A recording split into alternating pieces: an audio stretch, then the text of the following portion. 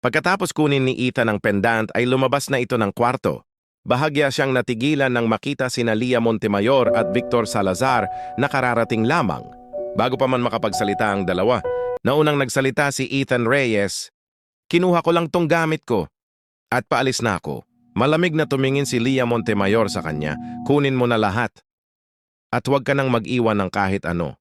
Baka idahilan mo pa na may naiwan ka kaya ka babalik dito sa bahay." Napangisi si Victor Salazar habang nakatingin kay Ethan. "Mukhang nakuha mo na naman yung kukunin mo. Ano pa hinihintay mo? Ba't hindi ka pa umalis?"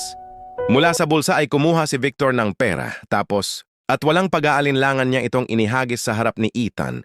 "O yan, damputin mo. Siguraduhin mong hindi ka nababalik dito." Hindi pinansin ni Ethan ang mga perang nakakalat sa sahig. Tahimik siyang tumalikod. At walang lingon-likod na naglakad siya patungo sa malaking pinto ng mansyon. Sa loob ng mansyon, tahimik na nag-uusap sina Lia, Victor, Roberto, Priscilla at Mia sa sala. Makalipas ang ilang sandali, biglang nagsalita si Senyora Priscilla Montemayor.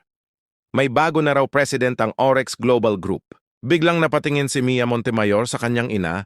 "Talaga? Pinakilala na ba?" Bago pa makasagot si Priscilla, sumingit si Victor.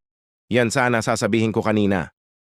Nakatanggap na kami ng invitation para sa Orex Global Group Executive Introduction Gala. Wala ba kayong natanggap?" Bahagyang nagtaka sina Lia at ang kanyang pamilya. Muling nagsalita si Victor, "Sa pagkakaalam ko, lahat ng kilalang pamilya ay binigyan ng invitation." Napakunot noo si Senyora Priscilla Montemayor. Bigla niyang tinawag ang kanilang kasambahay. "Manang Lucy, may natanggap ka bang sulat?"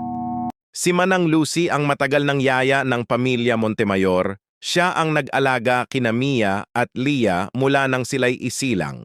Meron din siyang isang anak na babae. Nang marinig niya ang tawag ni Senyora Priscilla, agad siyang nagtungo sa sala. "Opo ma'am," magalang niyang sagot. "Kaninang tanghali pa po. Pinatong ko po sa lamisita sa sala. Pasensya na po. Nakalimutan ko pong sabihin dahil wala po kayo kanina."